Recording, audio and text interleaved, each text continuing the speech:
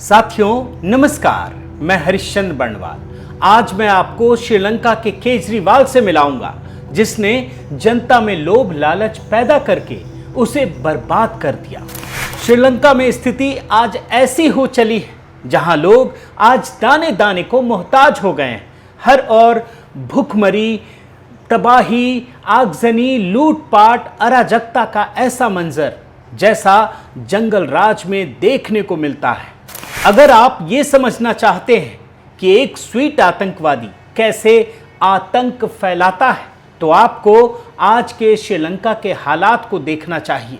एक झलक आपको दिखलाता हूं। आगजनी, तोड़फोड़ और हिंसक प्रदर्शन की जगह जगह से श्रीलंका से तस्वीरें सामने आ रही हैं।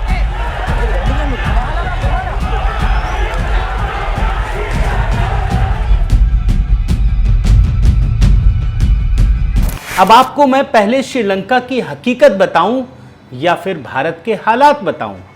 चलिए पहले मैं आपको भारत के हालात से शुरुआत करता हूं, भारत की स्थिति दिखाता हूं। ये रिपोर्ट देखिए, इस रिपोर्ट में ये लिखा हुआ है कि सेक्रेटरीज की प्रधानमंत्री के साथ मुलाकात हुई और उसमें जो सचिव हैं भारत के अन्य अन्य राज्यों के, उन्होंने प्रधानमंत्री को क्या कहा। Several top bureaucrats on Saturday flagged their concerns over populist schemes and freebies announced by political parties during assembly elections, going to the extent of warning that some of these states could be heading the way of cash-starved Sri Lanka or Greece if the trend remained unchecked. कुछ समझ में आया आपको? बहुत बड़ी report है ये।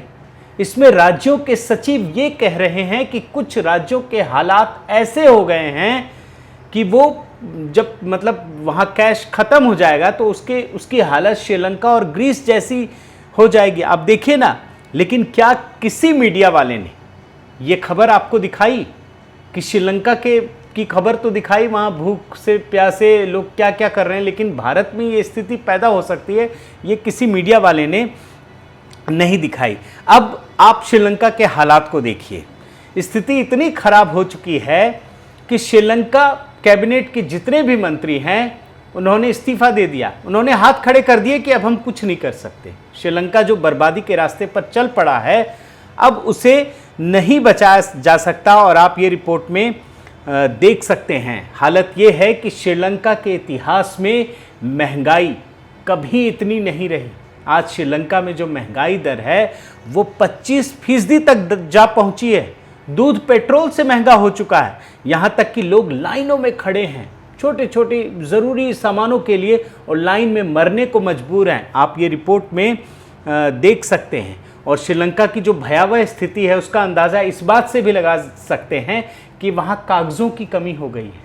मतलब जो परीक्षा देते हैं बच्चे, उन परीक्षाओं को अनिश्चित काल के लिए रद्द किया जा चुका है। मतलब परीक्षा स्कूल नहीं जा रहे हैं, बच्चे स्कूल नहीं जा रहे हैं, परीक्षाएं रद्द कर दी गई हैं अनिश्चित काल के लिए।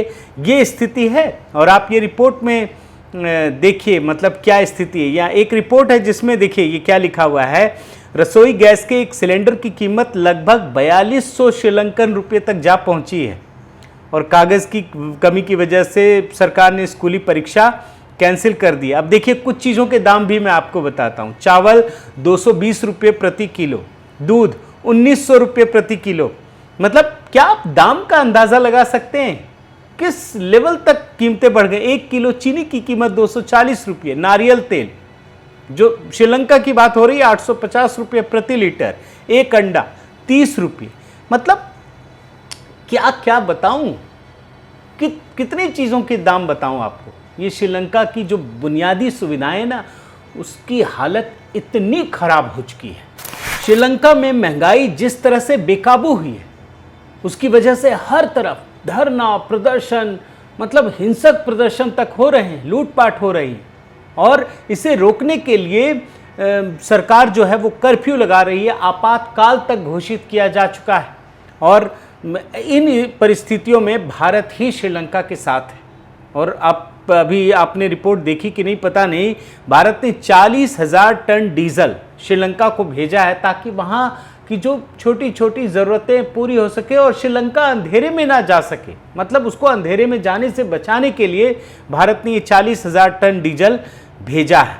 अब इन परिस्थितियों को देखते हुए ये सवाल उठना लाजमी है कि आखिर श्रीलंका में ये परिस्थिति क्यों आई, मतलब इसका क्या कारण है। और इसका कारण जो है वो है केजरीवाल, श्रीलंका का केजरीवाल, जिसने कमाई से ज़्यादा खर्च कर दिया, लोगों को लोभ लालच दिया। अब आप ये भी समझ लीजिए कि श्रीलंका का केजरीवाल कौन है। वहाँ का केजरीवाल है महिंदा राजपक्षे, जिन्होंने, जो इस समय वहाँ के प्रधानमंत्री हैं, उन्होंने क्या वादा किया था ये भी देख लीजिए। साल 2019 के चुनाव में उन्होंने ये वादा किया था कि हम आधा टैक्स माफ़ कर देंगे। सारे लोग भी खूब खुश हो गए कि अरे वाह, टैक्स आधा हो जाएगा तो इससे अच्छी चीज़ और क्या चाहिए। तो जाहिर है, और ये वादा कैसा है, जैसा यहाँ पे केजरीवाल करते हैं ना, बिजली बिल माफ़, पानी बिल माफ़, सब कुछ माफ़, सब फोकट में मिलेगा।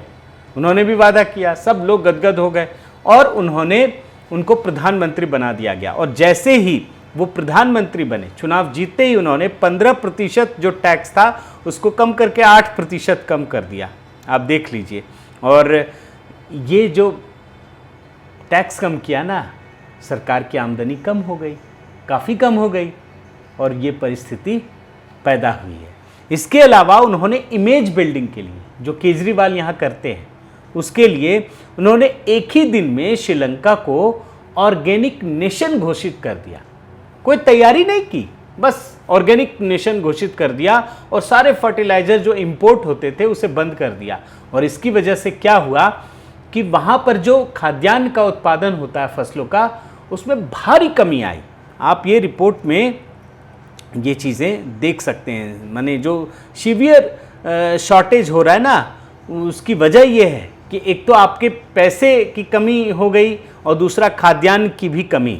क्या श्रीलंका के केजरीवाल के बारे में कुछ और बताने की ज़रूरत है? वहाँ की तस्वीरें देखकर लोगों की रूह कांप जाती है और उन तस्वीरों के पीछे का यही सच है। लेकिन अब आप भारत के केजरीवाल से भी मिल लीजिए। आप रोज़ देखते हैं, रोज़ उनके बयान सुनते हैं, और सच्चाई ये है कि जैसा श्रीलंका में हुआ ना, वैसा ही पंजाब में भी किया गया।